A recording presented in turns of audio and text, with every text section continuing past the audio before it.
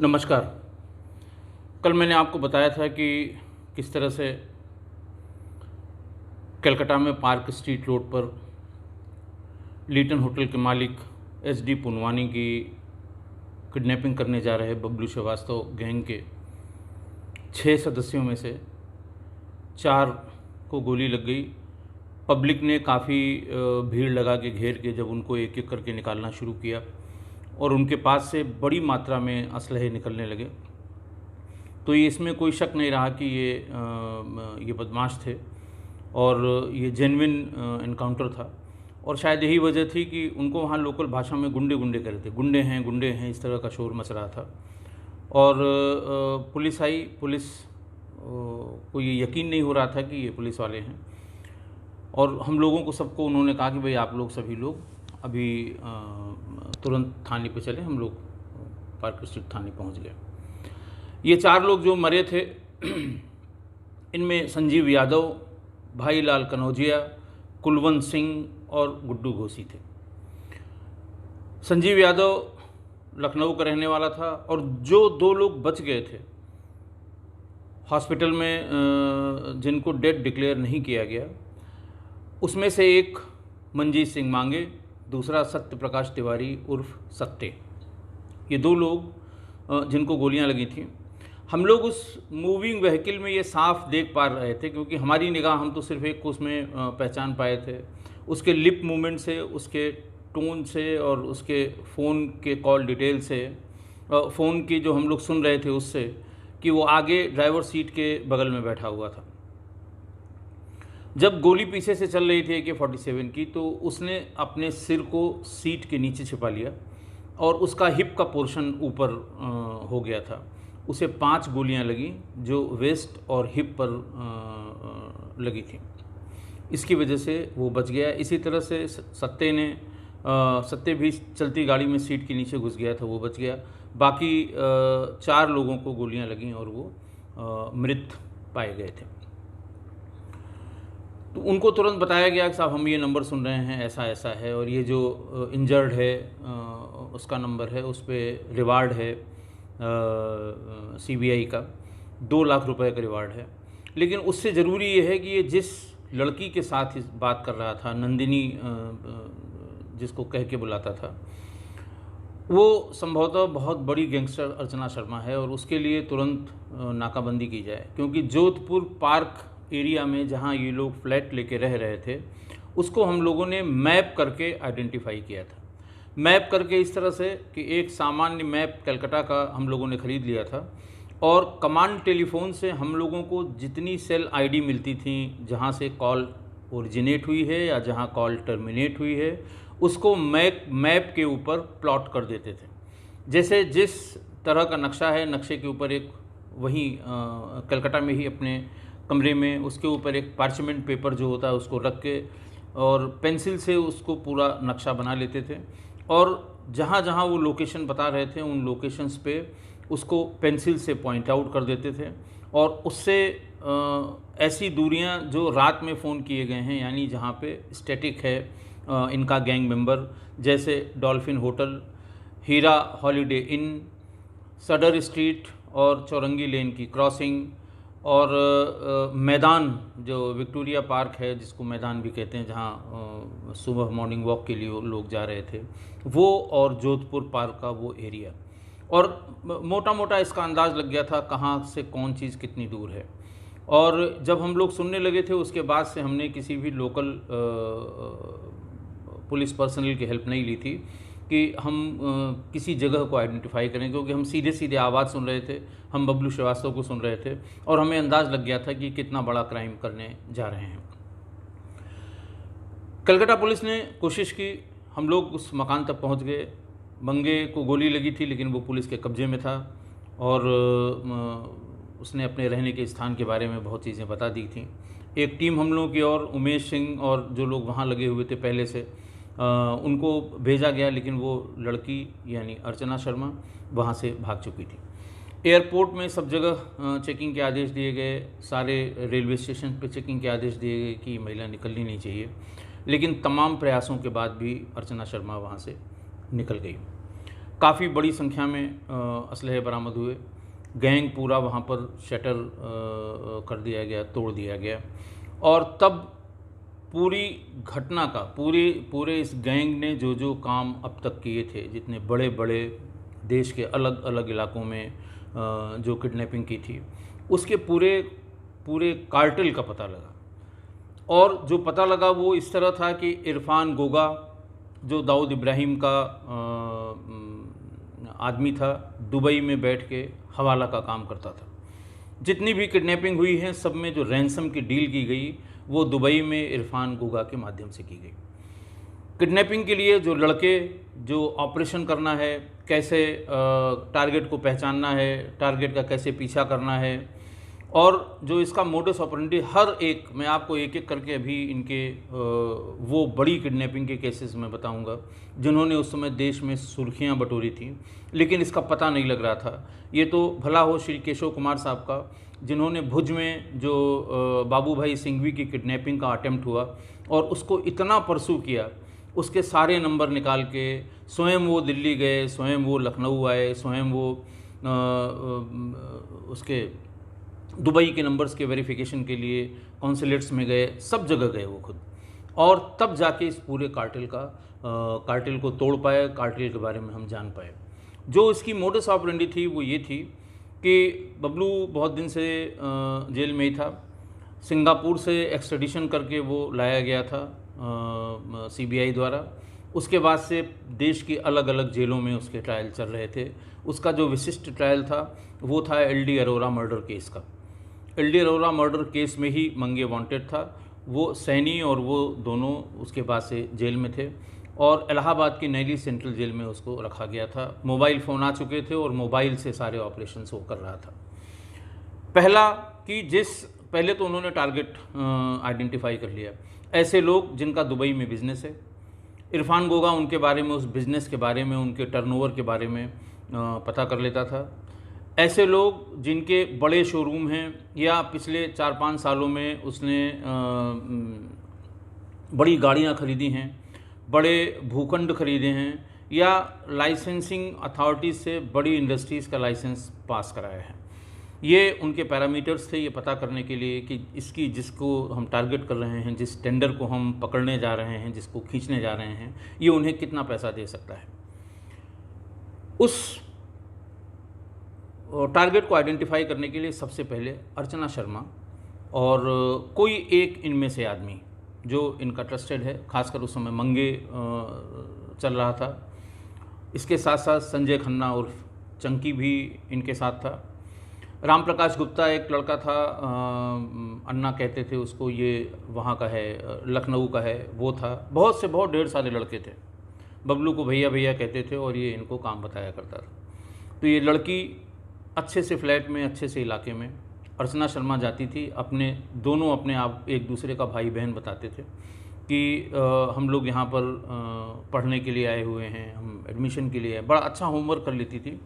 अर्चना शर्मा की बैकग्राउंड ऐसी थी, अच्छी इंग्लिश बोलती थी, अच्छा हिंदी बोलती थी, देखने में बहुत सुंदर थी और जैसा उसको उपयुक्त हो, जैसा जिससे बात करनी हो, उस लिहाज से वो कपड़े पहनती थी। अपने टारगेट्स को कन्विंस करने के लिए, अपने टारगेट्स को विनोवर करने के लिए कभी कभी वो गलत तरीके भी अपनाया करती थी। उसकी इस खूबी को अच्छी तरह से इरफान गोगा और बबलू श्रीवास्तव जानते थे, इसलिए सबसे पहले एक फ़्लैट लिया जाता था। फ्लैट के बाद अखबारों में उस समय सेकेंड हैंड गाड़ियों की बिक्री के संबंध में विज्ञापन छपते थे। ओनर से जाके बात करते थे। एक 2 पहिया वाहन और एक 4 पहिया वाहन। 4 पहिया वाहन में खासकर मारुति वैन, पुरानी मारुति वैन इनको सूट करती थी, क्योंकि किडनैपी को खींच के एक झटके में गाड़ी पर लाना होता था। मारुति वैन का एक तो फ्लोर बहुत नीचे का था, दूसरा एक तरफ का पूरा दरवाज़ा स्लाइडिंग डोर था, वो पूरा खुलने के बाद 2 आदमी किसी को पकड़ के तीसरे आदमी को, तीनों एक साथ एक गेट से किसी गाड़ी के भीतर जा सकते थे। इस लिहाज से वो, या फिर मारुति 800, वो भी लो फ्लोर गाड़ी थी और किसी को खींच के डालने में उसमें भी आसानी हुआ करती थी। पीछे एक आदमी बैठा हुआ, एक आदमी उसको खींच के भीतर डाल दे, बीच में बिठा ले और 3 लोग उसको लेके कहीं जा सकते हैं। बाकी की सारी किडनैपिंग उन लोगों ने इसी मोडस ऑपरेंडी से की है। फिर उसका अच्छे से उसकी रैकी होनी, कितने समय चलता है, कब चलता है, किस गाड़ी से चलता है, कौन साथ में होता है। और चूंकि इसके टारगेट्स कोई बिजनेसमैन, बड़े बिजनेसमैन हुआ करते थे, तो उनके साथ पुलिस या सिक्योरिटी के चलने की संभावना कम होती थी। हवाला के जरिए पैसा ले जाने के कारण ही उस समय किडनैपिंग का धंधा बहुत ज़ोरों में था। और जैसा मैंने आपको बताया कि बहुत बड़े और नामी गिरामी बिजनेसमैन उस समय इस गैंग के द्वारा किडनैप किए गए। जैसा मैंने बताया कि बाबू भाई सिंघवी का ठीक इसी तरह हुआ 9 सितंबर 1998 को। वो चूँकि गाड़ी उनकी स्टार्ट थी, उन्होंने खतरे को भांप लिया। पहले से उनके पास इरफान गोगा का फ़ोन 15 करोड़ रुपए देने के लिए आ रहा था। उनके दिमाग के किसी कोने में ये बात थी, वो वहाँ से भाग गए। लेकिन सारे सुराग वहीं से मिलना शुरू हुए। उसके पहले एक किडनैपिंग 8 मार्च को 98 को इंदौर में तुकागंज में हुई, श्री जगदीश मोती रमानी की। जगदीश मोती रमानी इंदौर के बड़े बिजनेसमैन थे, तमाम नए प्रोजेक्ट्स को डील कर रहे थे। सेम मोडस ऑपरेंडी में सबसे पहले इनके सामने अर्चना शर्मा गई।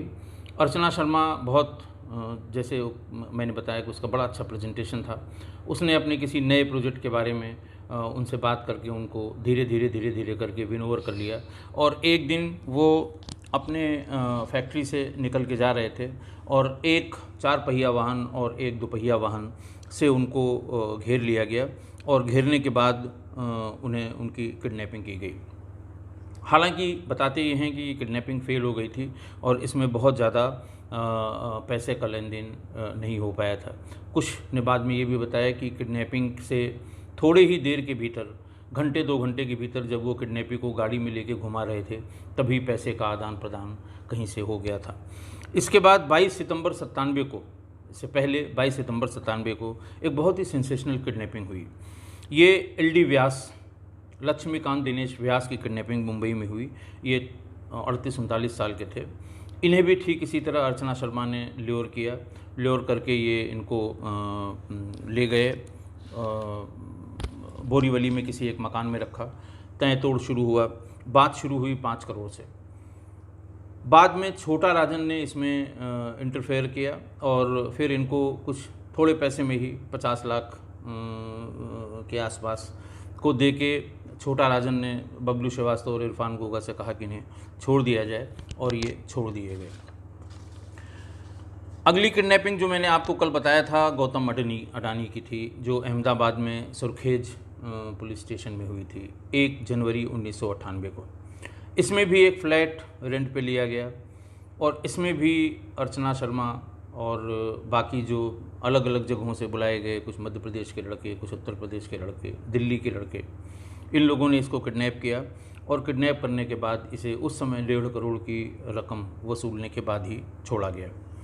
एक और बड़ी किडनैपिंग 29 अप्रैल 1998 को कर्नाटका के हुबली सिटी में हुई। यहाँ सतीश शेट्टी थे, मुरुदेश्वर सेरेमिक्स लिमिटेड के मैनेजिंग डायरेक्टर। उनको किडनैप किया। Modus operandi same. Archana Sharma उसी तरह उन लोगों से इनके MD साहब को उसने अपने तमाम तरह तरह के प्रोजेक्ट से अवगत करा के इनसे काम लेने के लिए इनको भी उसने विन ओवर कर लिया और इनसे रैंसम में पैसा वसूला गया। मैं यहाँ ये स्पष्ट कर दूं कि पैसा हमेशा रैंसम का हवाला के जरिए ही इरफान गोगा ने दुबई में रिसीव किया। हवाला का अब तो बहुत कम चलन है, बहुत कम रिवाज है और बहुत ही हाईटेक हो गया जब से इलेक्ट्रॉनिक ट्रांसफ़र हो गए। पहले का बहुत ही क्रूड, बड़ा ओल्ड, बड़ा पुराना हवाला सिस्टम था। इसके बारे में भी मैं थोड़ा सा प्रकाश आपको डालूँगा। इसके बाद 22 मार्च को, 22 अप्रैल 98 को पुणे में बानवारी करके एक जगह है जहाँ पर एक पेट्रोल पंप के ओनर थे सागर लखटक इनका नाम था। ये चेन ऑफ पेट्रोल पंप्स के ओनर थे। इनको इसी तरह से सेम मोडस ऑपरेंडी में मारुति वैन स्कूटर के साथ इन्हें किडनैप किया गया। लेकिन वहाँ पब्लिक आ गई, अगल बगल से कोई गाड़ी गुजर रही थी, उसने धीमा कर दिया, कुछ लोग उतर गए और इस गरज से कि वो पहचाने न जाएं, सागर लखटक को वहाँ इन बबलू श्रीवास्तव के इन लड़कों ने गोली मार दी, जिसमें उनकी मृत्यु हो गई। ये हत्या हुई, हालांकि किडनैपिंग नहीं हो पाई थी, लेकिन ये हत्या हो गई। पर ये बबलू श्रीवास्तव ने किया था। इसमें भी बबलू श्रीवास्तव, इरफान गोगा और मंगे अर्चना शर्मा के साथ इसमें शामिल हुए थे। अगली किडनैपिंग हुई रश्मिकांत देसाई की, ये फरवरी 98 में किसी समय हुई, खंडावली मुंबई में। इसमें भी काफ़ी पैसा लिया गया और इस तरह से इनको छोड़ दिया गया पैसा लेने के बाद। मेरा ये बताने का आशय ये था कि उस समय जो ये हवाला की चेन मेंटेन की दाऊद के लोगों ने, पैसे का लेन देन इतना आसान कर दिया। बबलू श्रीवास्तव जैसा आदमी जेल के भीतर बैठ के लड़कों को अरेंज करके और टारगेट तक पहुंचा के किस नाम से उनको काम करना है, किस नाम से कैसे खींचना है। हर बार जितनी भी किडनैपिंग हुई है, इसमें जो किडनैपी था, जो अपहृत व्यक्ति था, वो जो उसकी गाड़ी थी उसको पास के एयरपोर्ट पे खड़ा किया गया, पुलिस को कंफ्यूज करने के लिए कि एयरपोर्ट पे जब खड़ा होगा, गाड़ी खड़ी की जाएगी तो पुलिस ये मान के चलेगी कि अगली फ़्लाइट से कहीं निकल गया है।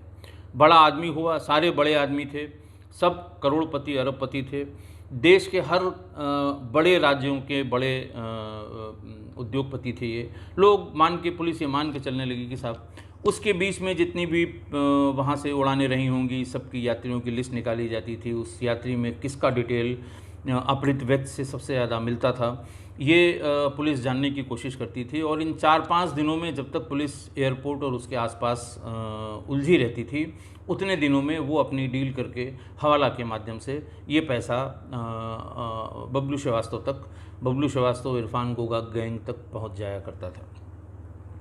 जैसा कि मैंने आपको बताया था कि कलकत्ता में उस शूट आउट में जिसमें 4 लोग ये मारे गए थे, बबलू श्रीवास्तव इरफान गोगा गैंग के, इसमें भी जो तय हुआ था वो यही तय हुआ था कि SD पूनवानी को, जो अपनी जिन से आता है, उसको वहाँ से उठा लेंगे। एक आदमी जो गेट पे उतार दिया गया था, जो उसको पहचान के ये बताता कि अब पूनवानी मॉर्निंग वॉक के लिए मैदान के अंदर आ गए हैं, वो उस गाड़ी को लेके जब इनको किडनैप कर लेते, इनके पास से चाबी निकाल लेते, गाड़ी स्लो करके गाड़ी उसको दे देते या किसी स्थान पर रख लेते। वो लड़का उस जिन को लेके सीधे एयरपोर्ट पे, कलकत्ता एयरपोर्ट पे, दमदम एयरपोर्ट पे ले जाता, उसकी पार्किंग पे खड़ा कर देता। यही हुबली में हुआ था, यही अहमदाबाद में हुआ था, यही इंदौर में हुआ था। और पुलिस 4-6 दिन 10 दिन उलझेगी, इस बीच में वो हवाला से पैसे अपना ट्रांसफ़र करा लेंगे। हवाला का धंधा उस ज़माने में ये 91 से लेके और 2000 के बीच में अपने बिल्कुल चरम पे था, उफान पे था। 1.5 करोड़, 2 करोड़, 3 करोड़। बड़ा सिंपल सा उसका ये है कि सपोज़ करिए कि इनमें से किसी किडनैपी के घर वालों ने ये एग्री हो गए, बात हुई और ये एग्री हो गए कि साहब ये ठीक है, हम इतना पैसा दे देंगे, किसे देना है। वो किसी एक व्यक्ति का नाम बता देंगे उसी शहर में, और उसको ये बताएंगे कि आप अपने पास किसी 10 रुपए के नोट, 5 रुपए के नोट, या उस समय 1 और 2 रुपए के की करेंसी भी चलन में थी, उसका नंबर हमें बता दीजिए। मोबाइल फ़ोन थे नहीं कि व्हाट्सएप से उसकी फ़ोटो भेज दी जाए। टेलीफोन पे ज़्यादा बात ये करते नहीं थे, क्योंकि इनको पूरी जानकारी थी, बड़ा आदमी है, पुलिस पीछे पड़ जाएगी, नंबर लगा रखा होगा, कहाँ कहाँ बात हुई है इसके बारे में पुलिस पता कर रही होगी। जैसे ही वो 10 रुपए की, सामान्य रूप से 10 रुपए या 5 रुपए के नोट का नंबर वो ले लेते थे, और फिर वो कहते थे कि आप ये 2 करोड़, 1.5 करोड़ या 50 लाख रुपए लेके फलां के पास चले जाइए, और यही 10 रुपए का नोट आप उस आदमी को दे दीजिएगा। जैसे ही आप ये नोट देंगे, वो नोट का नंबर देखेगा और पैसा आपसे ले लेगा। ऐसे ही जब किसी को पैसा डिलीवर करना होता था, तो वो पैसा डिलीवर करने के लिए भी इसी तरह 10, 5, 1 रुपए के नोट का नंबर हवाला ऑपरेटर्स को बता दिया करते थे। जैसे इरफान गोगा ने जितनी भी डील की, इरफान गोगा ने इसके बाद की भी डील की हैं अभी, और मैं कुछ आपको बड़ी किडनैपिंग केसेस के बारे में बताऊंगा जिसमें बबलू श्रीवास्तव इन्वॉल्व नहीं था, नए गैंग का इन्वॉल्वमेंट था, लेकिन पैसा इरफान गोगा ने लिया था और उसमें बहुत लंबी डील हुई थी। कलकत्ता की 2 बड़ी किडनैपिंग थी, उसमें ये पैसा लिया गया था। बनारस से एक बड़ी किडनैपिंग हुई थी, उसमें ये पैसा लिया गया था। तो करोड़, 2 करोड़, 3 करोड़ उस आदमी को दिया गया। देखिए, उस समय बैंक के अकाउंट ट्रांसफ़र नहीं होते थे। डिजिटल ट्रांसफ़र जो आप आराम से भी 10, 20, 50 हज़ार का अपने मोबाइल से कर लेते हैं, वो नहीं होते थे। आपको पैसा जमा करने के लिए फिजिकली जाना होता था अगर आप बैंक में, ऐसे इसी चीज़ का फ़ायदा उठा के। और उस समय बहुत बड़ी संख्या में दुबई में जो काम करने वाले लोग थे वो भी थे, जो इस तरह के अपहरणकर्ता और बदमाश थे वो भी थे, और बड़ा कार्टेल वहाँ पर दाऊद इब्राहिम और पाकिस्तानी बेस्ड तमाम ISI एजेंसीज़ का वहाँ चलता था। पैसा कहीं से मंगाने या अपने किसी ऑपरेटर को पैसा देने के लिए हवाला का सहारा लिया जाता था। आप जिस शहर में, जैसे इंदौर में हैं या लखनऊ में हैं या कर्नाटक में हुबली में जो पैसा दिया गया था, जहाँ जहाँ ये पैसा दिया गया था, वहाँ वो आदमी संबंधित व्यक्ति को जाके वो पैसा 10 रुपए के नोट का नंबर बता के दे देता था, और वो आदमी वहाँ ओके कर देता था कि ये साहब हमें ये पैसा मिल गया है। उनका जो चीफ़ ऑपरेटर दुबई में होता था, वो पैसा तुरंत फिजिकली डिलीवर कर देता था इरफान गोगा को। यानी इस पूरी प्रोसेस में 2 घंटे, 1.5 घंटे या 3 घंटे का विलम्ब, 3 घंटे का समय लगता था, और इरफान गोगा को ये पैसा मिल जाता था। ये पैसा इतना एक साथ रेडी किसी के पास होने का कारण ये था कि उस समय छोटे छोटे ट्रांजेक्शन भी, जैसे जो लोग दुबई में काम करते थे उनको घर में अपने पैसा भेजना है, 20,000 रुपये, 10,000 रुपये, 5,000 रुपये उनको देना है, तो 1 लाख पे 5,000 रुपये का कमीशन मान लें आप, या 1,000 में 500 रुपये का कमीशन मांग लें। तो अगर किसी को अपना कुछ पैसा दुबई से, जो वहाँ जेन्युइन काम करता है, जो वहाँ पर किसी फर्म में काम कर रहा है, लेबर का काम कर रहा है, उसे अपने घर किसी भी उत्तर भारत के किसी भी शहर में अपने घर पैसा भेजना है, तो वो हवाला ऑपरेटर के पास चला जाएगा, साहब ये हमारा 5,000 रुपये उनको भिजवा दीजिए। वो 5,000 रुपये, 500 रुपये पर 1,000 के कमीशन को काट के वो पैसा वो बता देंगे कि ठीक है, फ़लाँ अपने शहर के फ़लाँ आदमी के यहाँ चले जाइए, उनको ये नंबर बताइएगा, उनसे सिर्फ ये बताइएगा कि 10 रुपये का ये नंबर है, तो वो आपको पैसा दे देंगे। तो ये टेलीफ़ोन करके अपने घर वालों को बता देते थे कि उनको ये नंबर 10 रुपये के या 5 रुपये के नोट का नंबर, या कभी कभी हवाला ऑपरेटर उनसे ही पूछ लेते थे कि आप हमको कोई नंबर बता दीजिए, मैं उसको बता देता हूँ।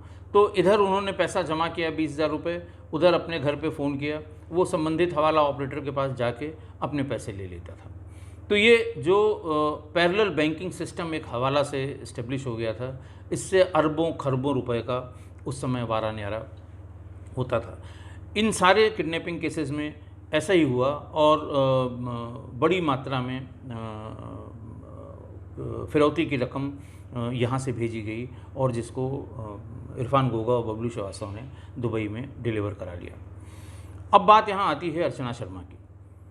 अर्चना शर्मा जैसी बददिमाग, इससे बड़ी क्रिमिनल बिहेवियर की, और इससे ज़्यादा जिसको वो कहते हैं कि चैलेंजेस को लेने वाली, इससे ज़्यादा दुस्साही महिला मेरे अपने पुलिस के कैरियर में मैंने नहीं देखी है।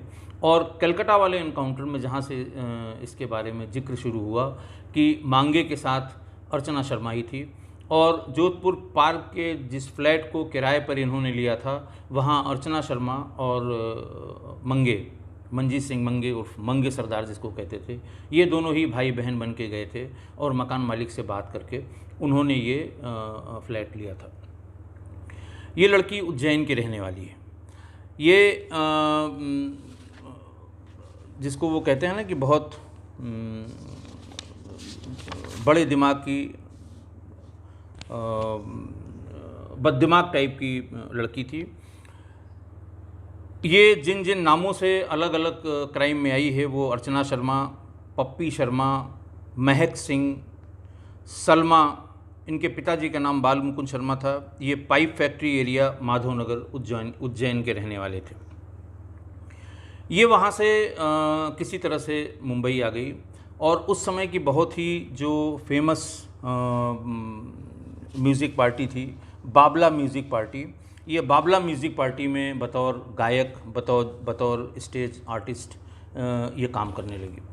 बाबला म्यूज़िक पार्टी बाद में जो ओरिजिनल इसके संस्थापक से, उनसे अलग होकर ये बाबा म्यूज़िक पार्टी हो गई। और उस ज़माने में 94-95 से लेकर 2000 के बीच में ये शायद सबसे मशहूर ऑर्केस्ट्रा ग्रुप हुआ करता था पूरे देश में, और सबसे महंगा भी।